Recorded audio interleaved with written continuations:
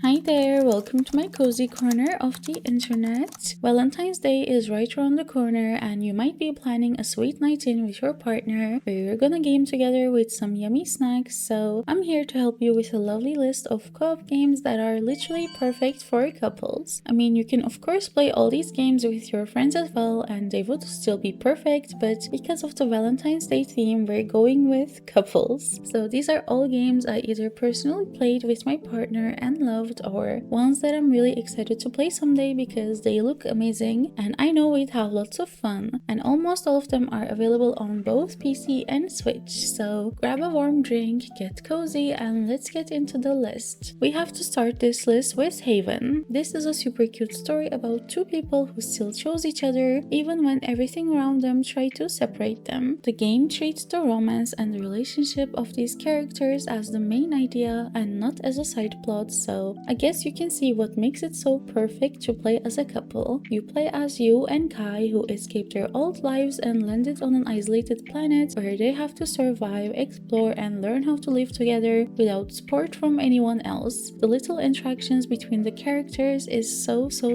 adorable. Cooking a meal together, repairing the ship after a storm, or talking honestly after a disagreement are some of the strongest parts of the experience. I personally really love the gameplay as well. It felt really cozy and relaxing, but my partner found it too slow at times, though in the end, the love and the amazingly written dialogue between our characters made up for everything he disliked, and we really enjoyed the game. There are so many "oh my god, we had this exact conversation 2 days ago" moments. You and Kai feel like a real couple. Next up is Sackboy, a big adventure. This one is just pure fun. It feels like the game doesn't want to stress you at all, it just wants you to smile. Everything in the world looks like it was made out of fabric and cardboard, and for some reason that makes it so charming and cozy. You jump around these little craft worlds, grab buttons, pull yarn platforms, and all of it feels like you're playing inside some giant art project. The controls are simple, so even for someone who's not super into platformers, I don't think they'd have a hard time with it. There are moments when the levels are in rhythm with the music and you both start jumping without thinking, and it just feels really good. It's definitely the kind of game where you laugh a lot, so it's a perfect pick if you're looking for a very well crafted, feel good type of game. Then I really want to talk about KeyWe. This is one of the funniest co-op games I've ever played, and it makes me so sad it's so underrated compared to other games on this list because it's definitely as fun. You play as two tiny kiwi birds, Jeff and Deborah, who are running a whimsical post office, and your job is to keep everything moving smoothly, from sorting packages to making sure the mail gets delivered on time. You have to coordinate your actions carefully, and it is so satisfying when you finally sync up and get everything done without chaos taking over. And trust me, everything can get chaotic so easily unless you manage to coordinate.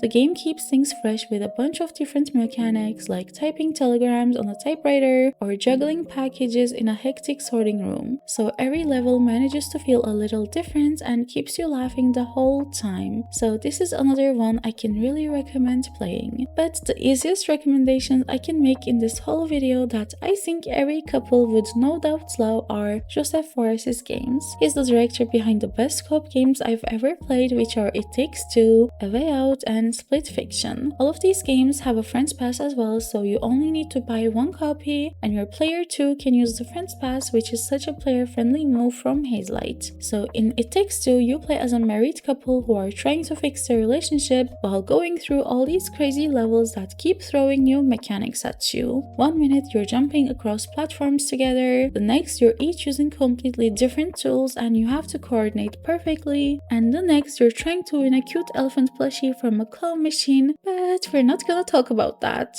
This game can be very chaotic at times, and I'm not saying this in a bad way. Like, it gets super funny and goes to places you don't expect it to, and it really makes you talk to each other. My partner and I had a blast playing it. A Way Out is a bit more serious and different than their other games, which which I love. In this one, you play as two people escaping from prison. I would say it doesn't have as much variety in gameplay as the other two, but the story hits much more harder, and I think it has replayability value as well, since the tasks you do as each character change quite a bit. Actually, I guess this can be said for all their games. And then there's Split Fiction, which is their newest game. In this one, you and your partner play as two authors, Mio and Zoe. One writes sci-fi and the other writes fantasy, and because of a machine that steals creative ideas, they get trapped inside their own stories. Again, like their other games, this one too feels like a collection of super fun minigames. It gives you new mechanics and new areas constantly, and you never ever feel bored, even for a second. Like one moment you might be riding a sand shark, the next you're battling hover cars in a futuristic city, or maybe taming dragons. It's literally crazy. So if you still didn't play these, you honestly can't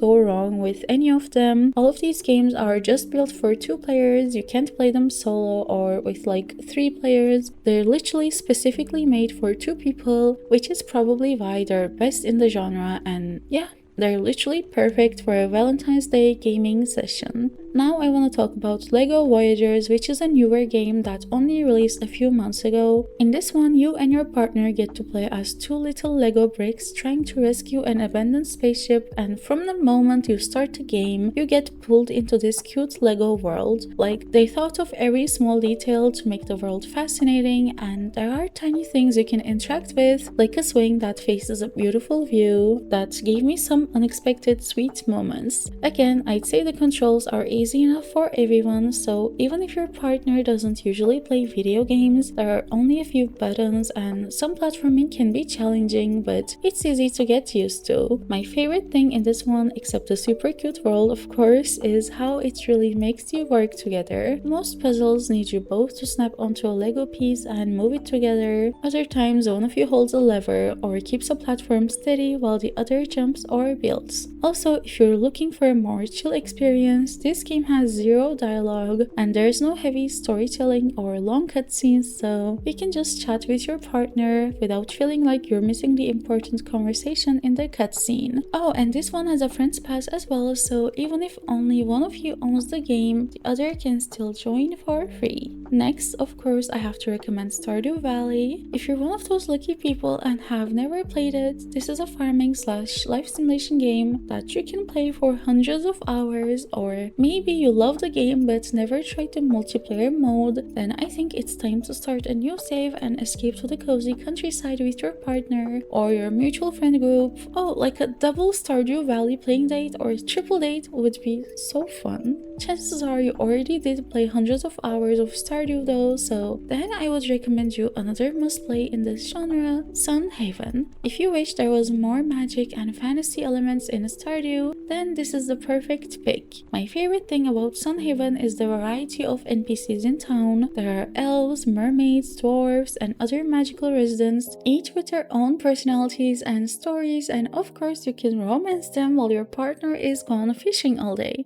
Okay, no, we do not condone cheating. It's a game and it's a joke before someone comes at me. Sunhaven also has multiplayer for up to 8 players online, so again this could be a great game to play with your mutual friends, but even as a couple it works really perfectly. You get a shared experience that combines all the cozy life sim moments you love with a touch of fantasy and diverse characters, which I think makes it a great game to start on Valentine's Day or like this romantic season in general, since you're probably going to play it for lots of hours. The next cute co-op game I want to talk about is Escape Academy. If you enjoy going to escape rooms in real life and solving puzzles, then yeah, this would be a perfect pick.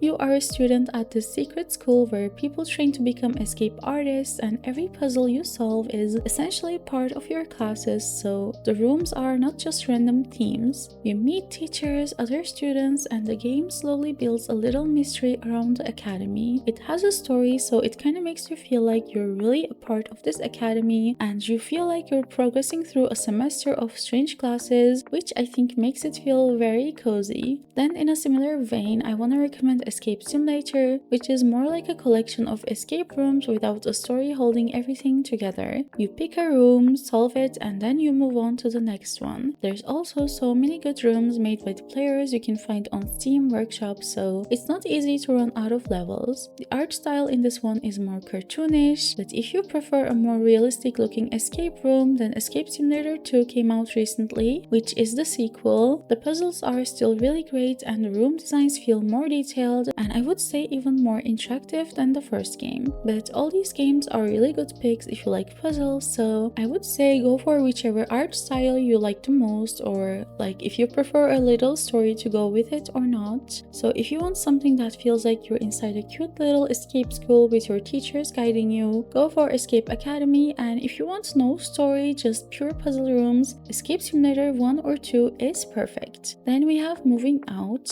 This is a very silly co-op game where you work for a moving company and your job is to get all the furniture out of a house and into the truck as fast as possible. It starts simple, but the levels become so chaotic that you're almost crying laughing the whole time while you're screaming, "Pivot! Pivot!" This one is local co-op only, but if you're in a long distance relationship, there's also Moving Out 2, which supports online co-op, and I think it's as fun and chaotic as the first one. So again, you can choose whichever is the better option for you. The next game I want to recommend is Lego Fortnite, and the best part is that it's free to play. This is basically a cozy survival crafting game inside Fortnite, and I think this video is telling me I might have a soft spot for Lego world because again, I'm in love with how creative and playful the world looks. You and your partner start with almost nothing and slowly build a little village together, gather resources, craft tools, and unlock new areas. You can decorate your base, build houses for the villagers, or just explore together. And since it's free, it's easy to try and see if you both like it. Next, I want to recommend another newer release, Tiny Lands 2, which is a game I mainly played with my mom, but my partner joined from time to time, even though he's not a big fan of cozy games like this. I'd say this one is different from everything else on the list because it is a find the difference game, so it's not really a game for most people, I guess, but the way it's made feels so unique. All the scenes are tiny detailed dioramas, almost like little toy worlds, and every level has so many small details that you can't get enough of looking at it. I think if you want a very cozy night where you just sit together, talk, take a sip of your drink, and point things out as you find them, this is the game for you. There is no pressure at all. You can take your time, scan the scene, and enjoy how pretty everything looks. It's local co-op only though, but I think it's fine since for those in a long distance relationship, you can just screen share and try to find the differences together.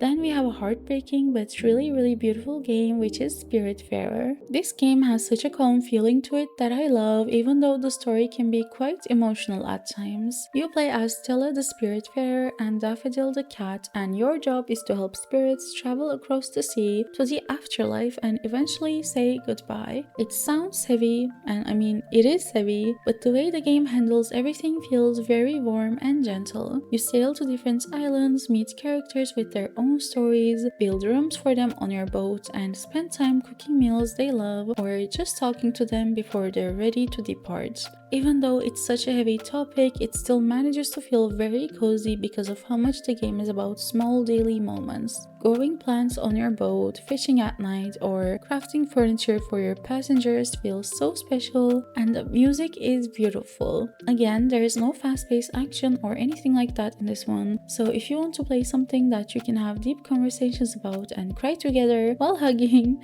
I guess it's a great pick. Oh, and this one is local co-op only as well, but you can try to play it together through Steam Remote Play. Then we have a co-op game classic, which is of course none other than Overcooked 2. This is one of the most fun co-op games out there if you like fast chaotic teamwork. You run small kitchens together and try to cook and serve as many dishes as you can before the timer runs out. It starts easy, but the levels become so crazy at a certain point, like you're just trying to chop vegetables but the kitchen is moving, or someone falls off the platform with a pot in their hands and everything turns into a funny chaotic mess very quickly. I think the game works so well because communication is literally key. One person takes care of cooking while the other serves, or you switch jobs depending on the level. When you both start working smoothly, it feels really satisfying, and even when everything goes wrong, it's still so much fun. So if you want something that makes you talk, plan, and laugh a lot, Overcooked 2 is a perfect pick.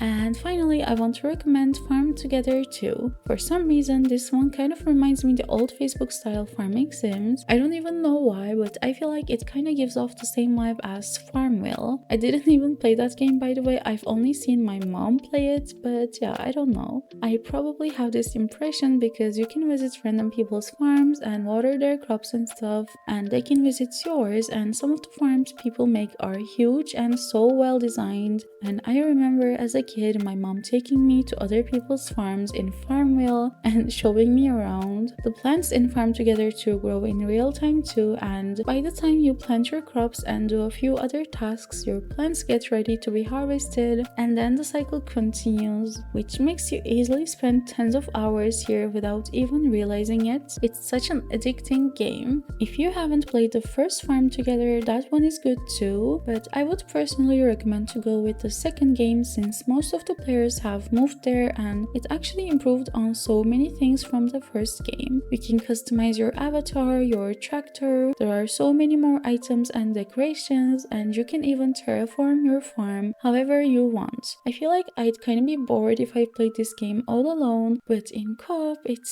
so good because there's always something to do together, whether it's planting crops, taking care of animals, decorating. I think it's perfect for spending some relaxed time with someone. And yeah, thank you so much for watching and for letting me share these cozy co-op picks with you. Of course, whether you pick an emotional story game, a chaotic kitchen, or a difficult escape room, in the end, the best part is the time you spend together. Let me know which games you're planning to play in the comments, and if you liked the video, consider subscribing and staying around for more cozy videos, and I will see you soon. Have a cozy Valentine's season and take care of yourselves. Bye bye!